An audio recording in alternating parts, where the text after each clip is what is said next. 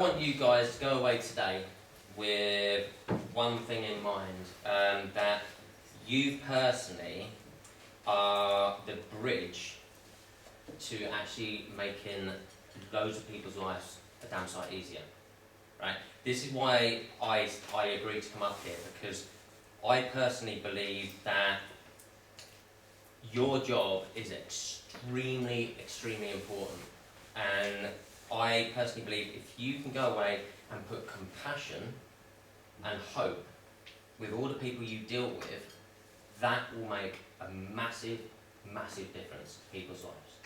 So that's what I'm going to start with.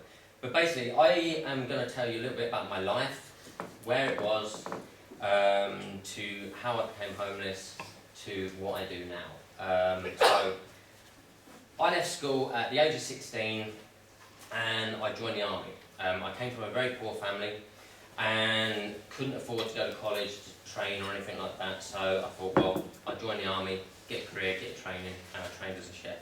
I did 6.5 years. I had to then leave the army because of my sexuality, and at the time it was illegal to be gay in the British Army. So I left the army and then I travelled the world, took my career and cooked for some amazing people all around the world, to royal families, to governments, to celebrities, and I ended up back in London in 2007 where I decided to call that place my home. From that I ran some really big places. I ran all the exhibition centres. At any one time I'd have over 300 restaurants I was in charge of. And then I moved to the BFI. Does anyone know the BFI, British Film Institute? And I ran that. After this, I decided to open my own places.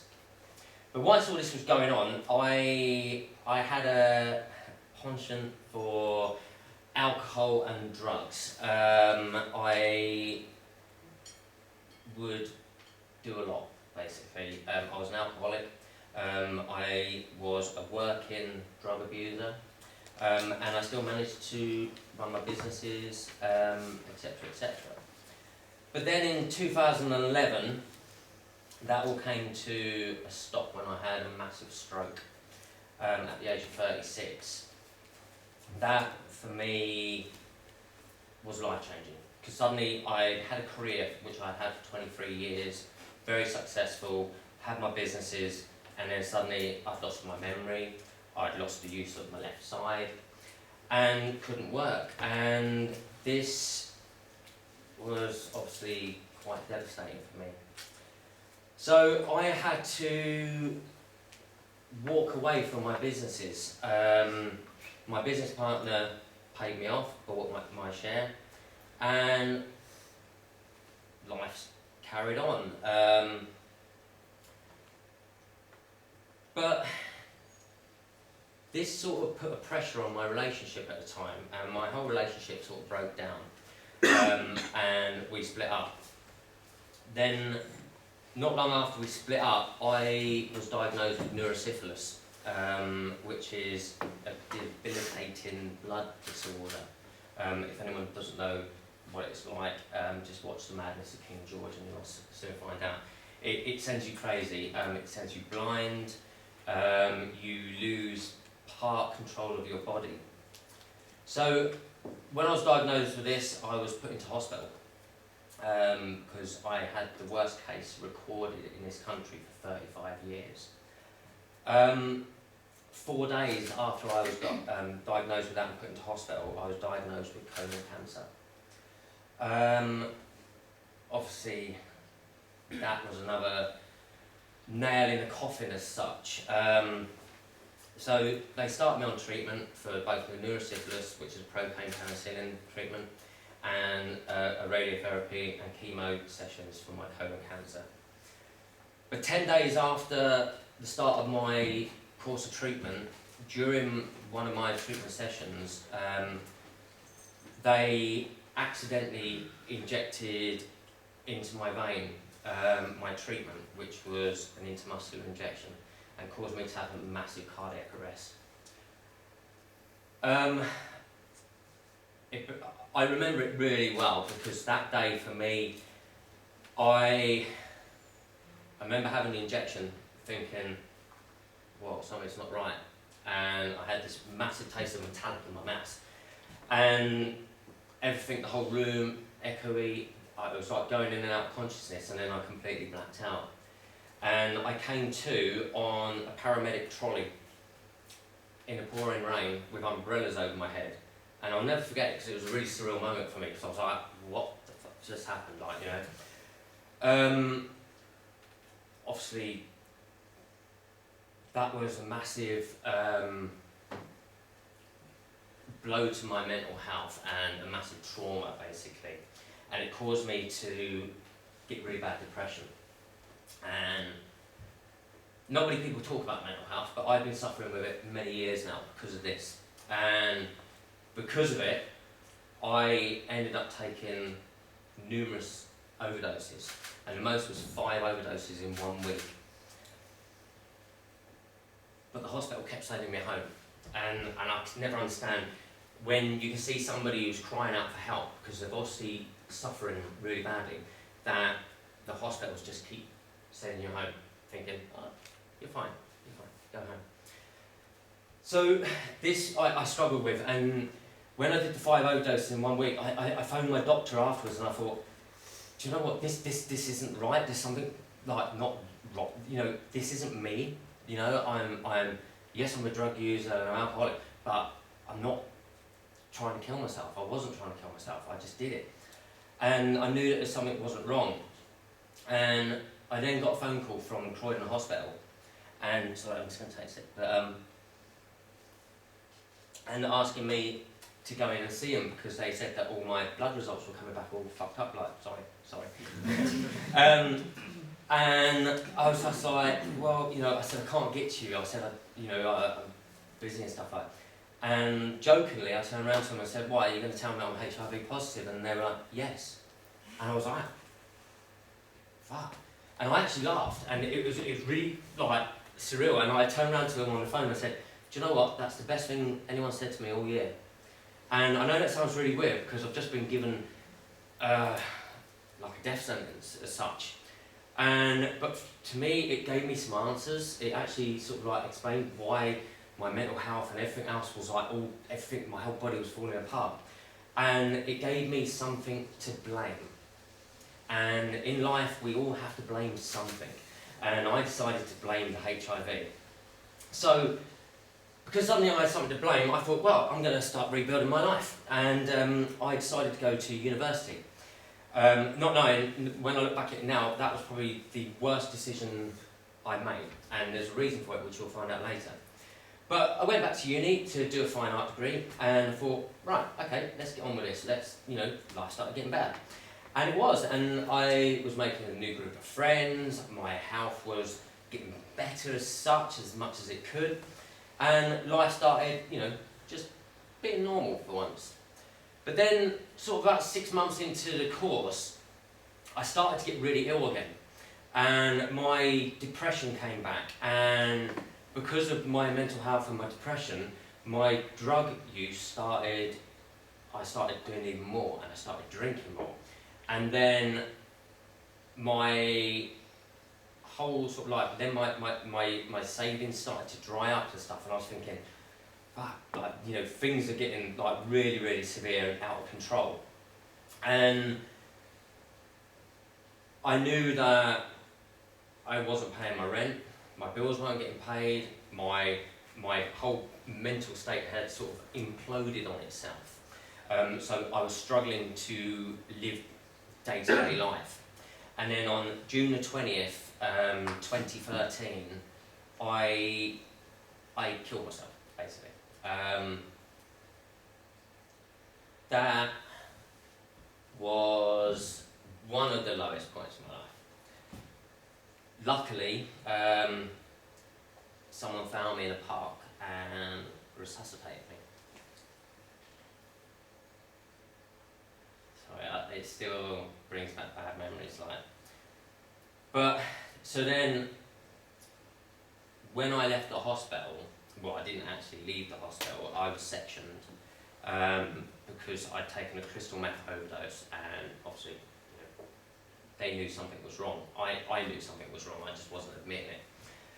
So I was sectioned for a month, and when I came out of there, I went home to find all the locks had been changed on my flat, and I was homeless. And obviously, it was probably the worst time to be homeless because my mental health was completely shot to pieces.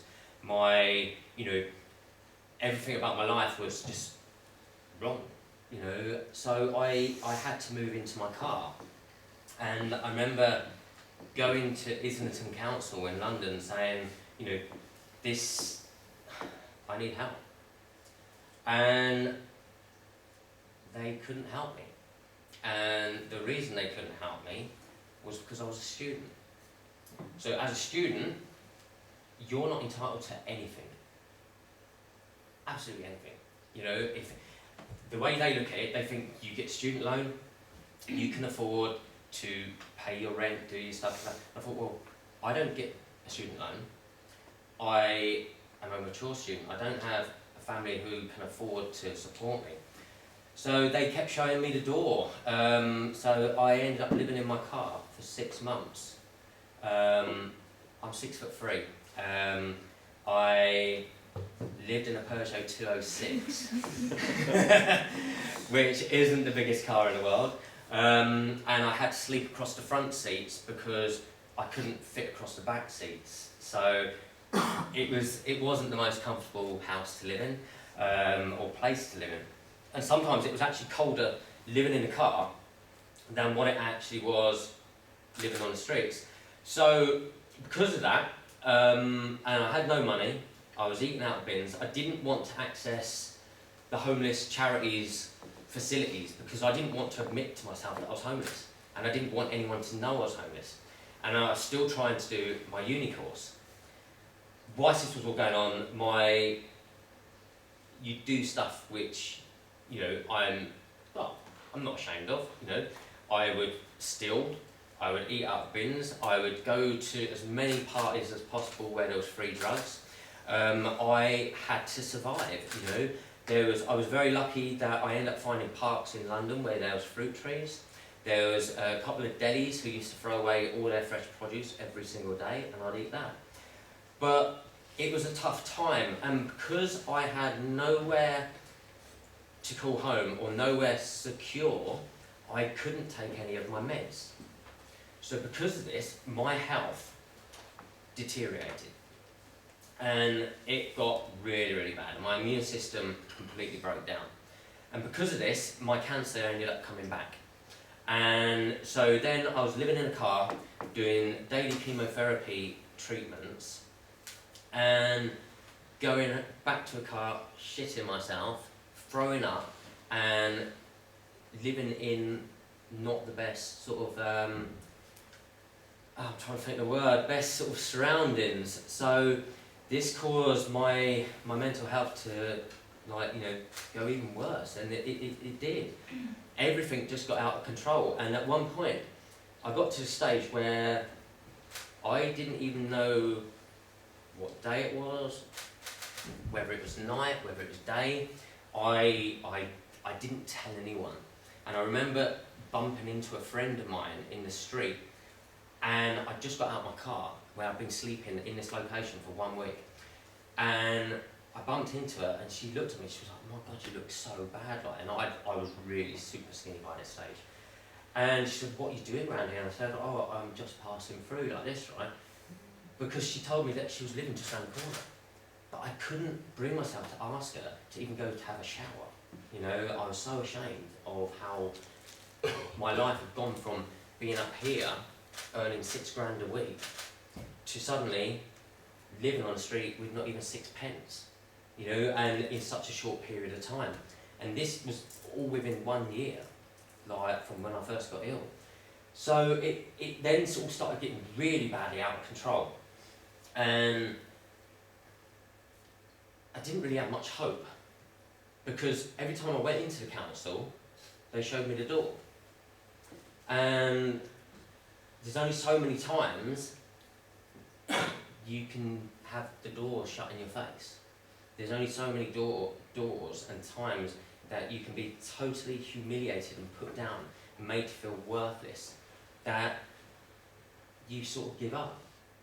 So one night I went to a locked park in just off Isledon Road in Islington, and I was wet.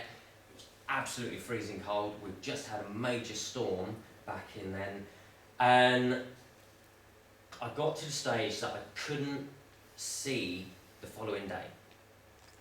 In my mind, I was like, that's it, I've given up, right? I can't go on, I can't do this anymore.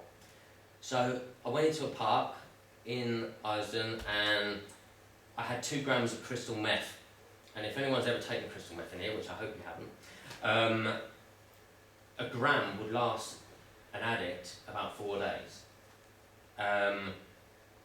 I had 2 grams which I picked up and been given, and I knew exactly what I wanted to do with it, and I was going to end my life. So I put the whole 2 grams into 1 syringe. And I was in this park, it was locked up, it was late at night, and I sat there and I started to inject this lethal dose.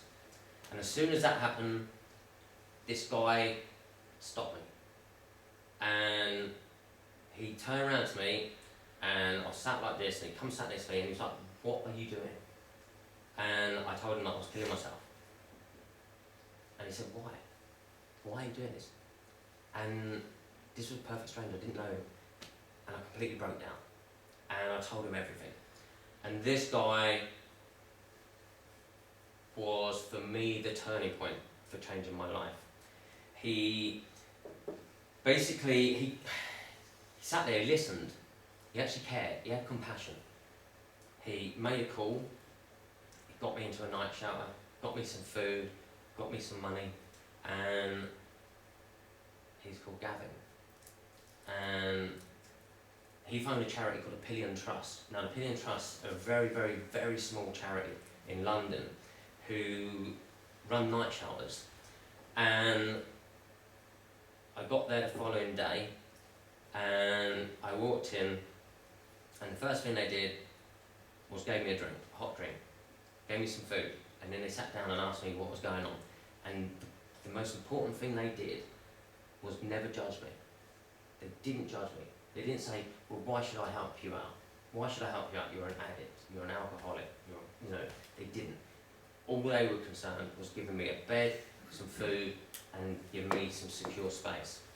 So the Pillion Trust then took over from Gavin, and then I stayed with them for a week in this cold weather shelter, which then they had to put me into a no second night out place with St Mungo's, which was probably one of the most disgusting hostels you could actually stay in. And I stayed there for 3 days, and I moved back into my car because I got put into a room, and okay, people were like, oh, you've been in a room, but it had human feces rubbed into the wall.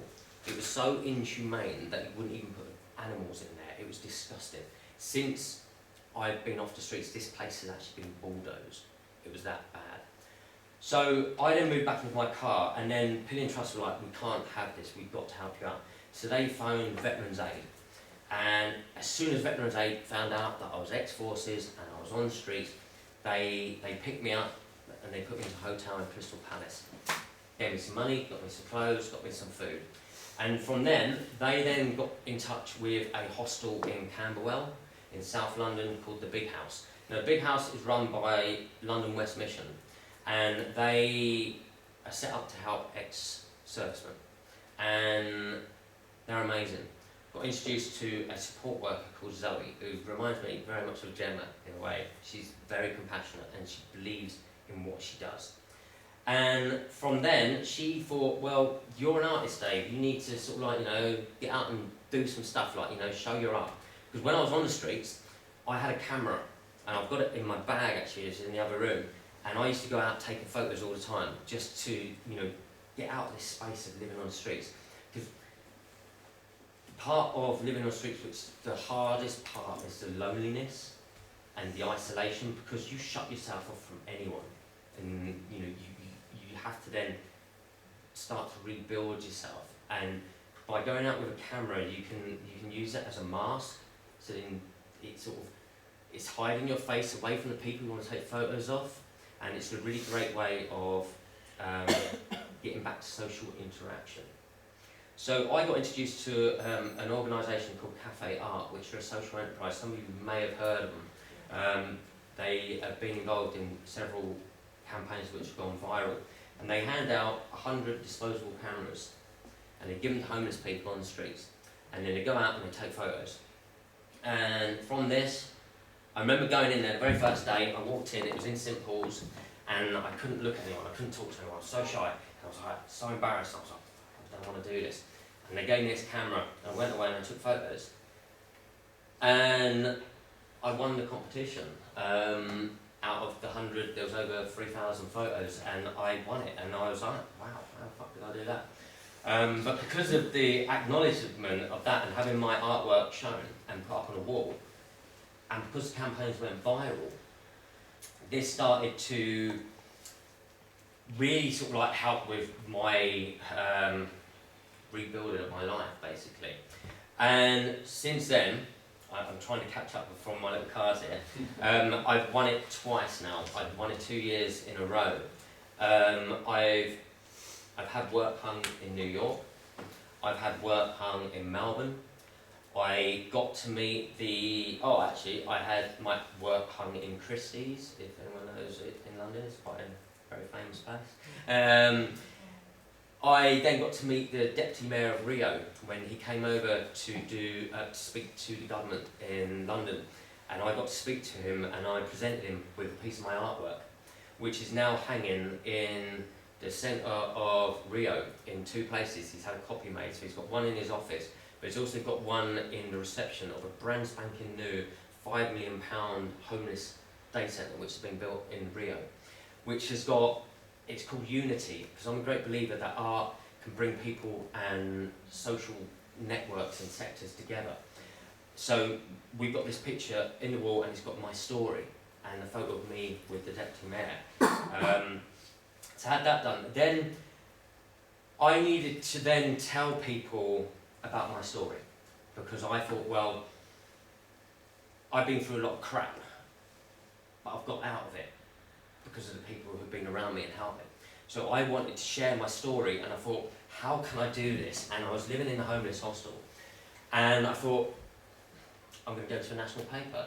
And so not many homeless people will talk about their life on the streets. They won't do it because they're embarrassed about it. I'm not embarrassed about my situation. I'm actually quite proud of the fact that I've been there and I've actually picked myself up, because picking yourself up is the hardest thing to do when you're down.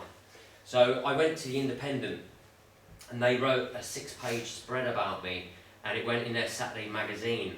And when that went out, it caused quite a stir, and suddenly I had people I hadn't spoken to in like 20 years phoning me up going, why didn't you ask for help? You know, I've got friends who are millionaires, and they were saying, why didn't you help? Why didn't you ask? Why didn't you help?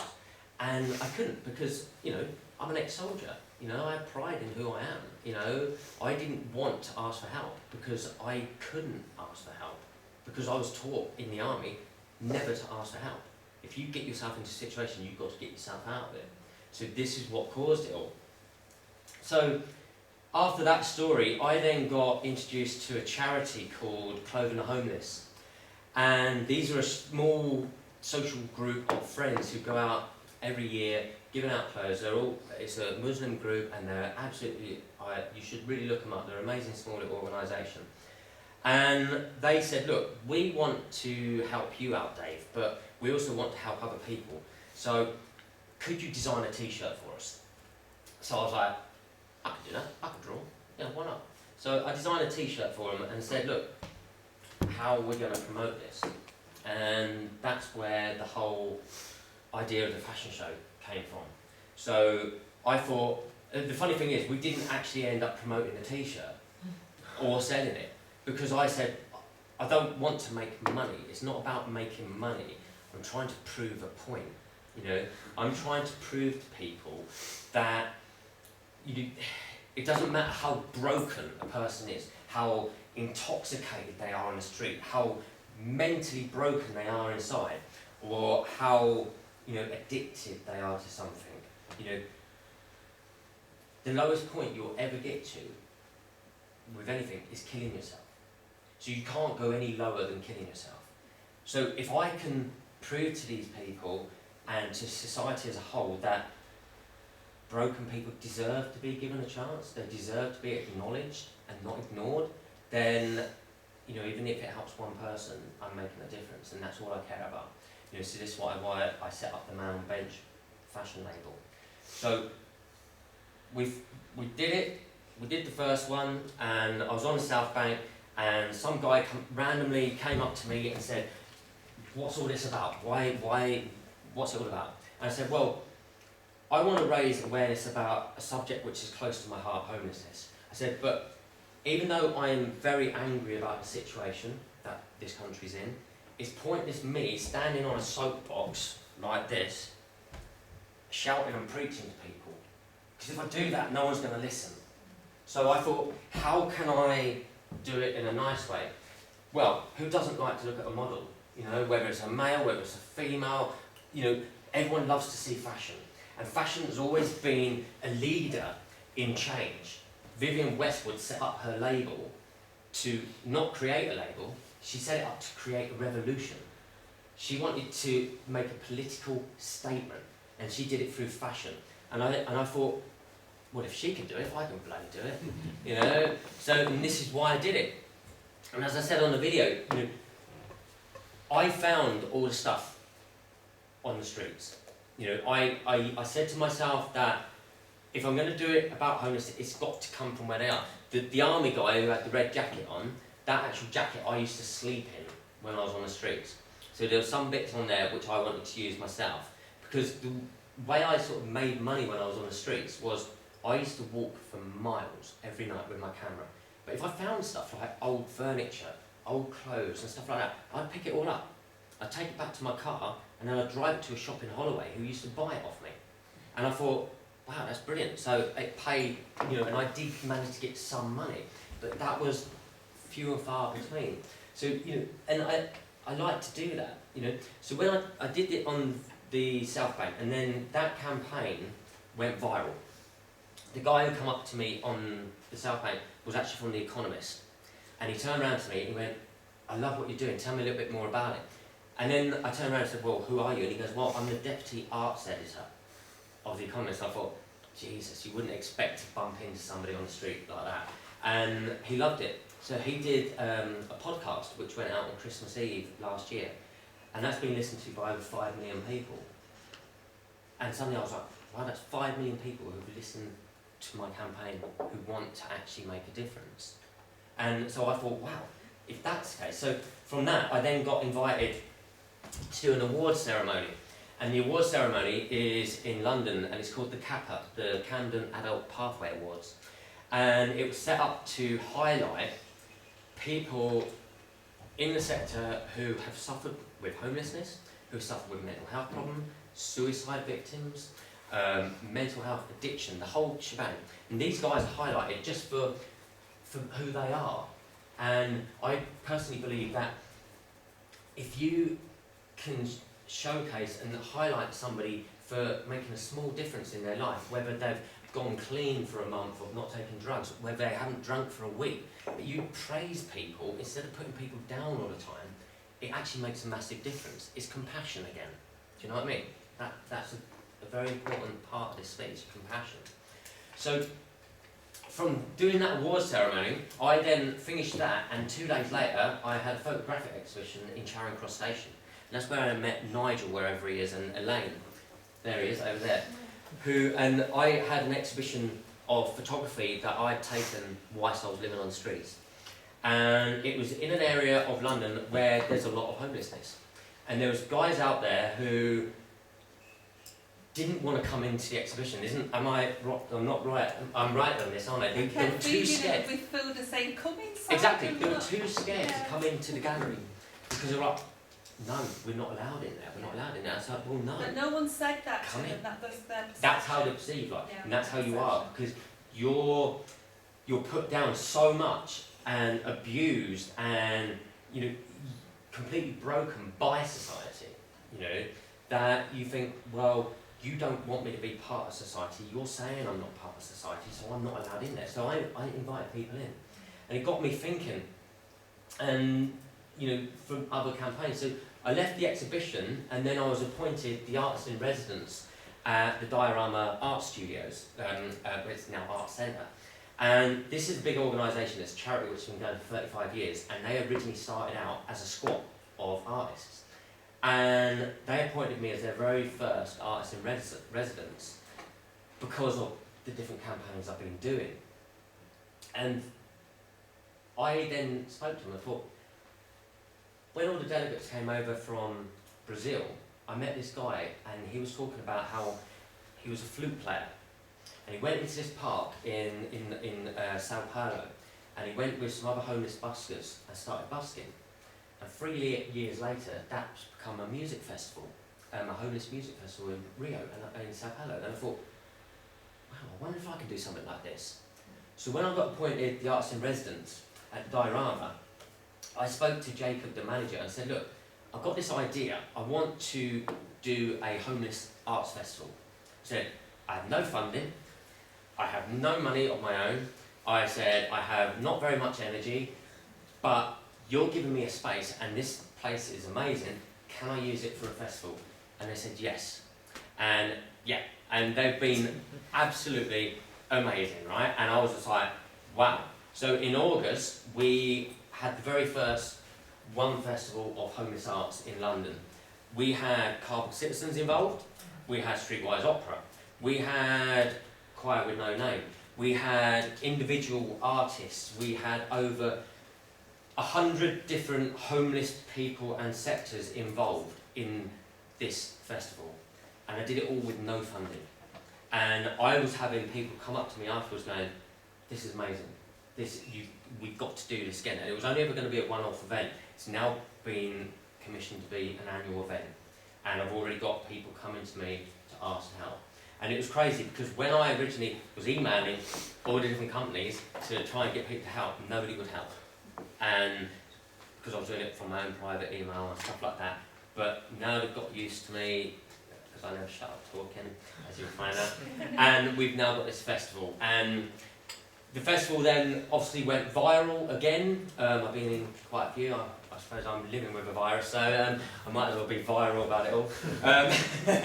But so we did that. So from that, I'm trying to think. Future-wise, I'm now obviously I'm still at the Diorama. I'm there till March, and I've appointed a new artist in residence, who's another ex-homeless guy who is an amazing artist called Chris Wilson. If you ever get a chance to read his books, he's written books, The Horse Latitudes and The Glue Ponies. They're horrific, but a really good read.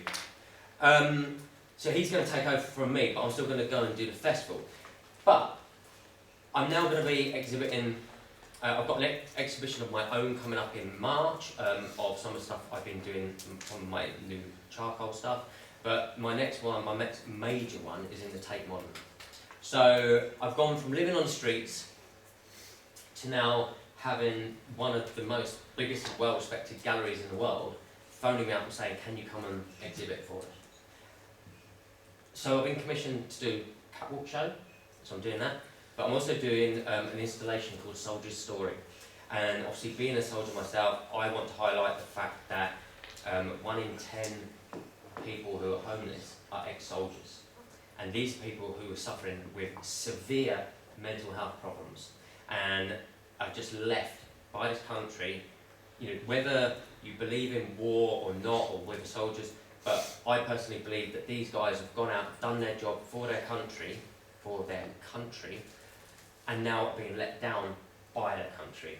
So I'm doing a big installation for their in the Tate Modern in April, and then it's also being moved up to the Tate in Liverpool to highlight how homeless soldiers are being let down. So if you ever get a chance to check it out. But also, as well as that, I still suffer with my mental health. I still suffer with my illnesses. I'm in and out of hospital 2-3 times a week. I will never be 100% fit again. partly my own fault for trying to take my own life many times. There are parts of my story I've missed out, from my anxiety attacks, from being put into a coma, for the 17 overdoses overall. I've just talked about the main ones. The complete lack of mental, not lack of mental breakdowns, but there have been quite a few of them. Psychotic episodes I've had. It's been up and down, right? But I'm now in an accommodation. I've got my own flat now, which is amazing. I'm cancer free, which is the best thing. Hopefully, actually, I'm still waiting for one more result next week. But I'm now decided, I thought, well, I know how art has changed my life and made my life better. So I thought, well, I now want to make other people's lives better. So I've recently just started teaching at 2 different homeless hostels. One in central London in Victoria, and one in the hostel which the night shelter that picked me up. So I'm teaching for them because I want to share, I'm going to call it the power of art, to help these guys turn their lives around. Because the way I look at it, right, is if it can do it, if I can change my life in such a dramatic way in such a short period of time because of art, being able to draw something, surely everyone else deserves to have that chance. Except the only problem is in the sector that the art groups don't get any funding at all. So I've managed to raise over £1,000 worth of art equipment. I've actually picked up another £1,000 worth on the weekend to put into these art classes to try and better their lives. Because you've got to understand, hostels, especially homeless hostels, they have nothing in them. And I mean nothing. They have a bed, that's it. A lot of them you don't even have a cupboard. You don't have, the walls are drab. They look like a hospital waiting room. It's terrible. So I want to fill these hostels with artwork which these guys have done themselves. Because if they're suddenly walking past a picture which they've done themselves, which the hostel have gone, wow, that's really bloody great, let me put it on display for you, it will give that person a bit of self-worth. And that's very, very important. So my time's nearly up, right? But I've come through a system which you guys are working on. Origin Housing helped me out. They got me into a flat. They've been extremely, extremely brilliant with me. But I wanted to leave you with one thing, if I can find it, it's here. I believe, right, it only takes one person to change another person's life for the better. Right? One person. And that person is you. No one else, you. It starts with you. If you can give someone compassion and listen to them, you can change their life.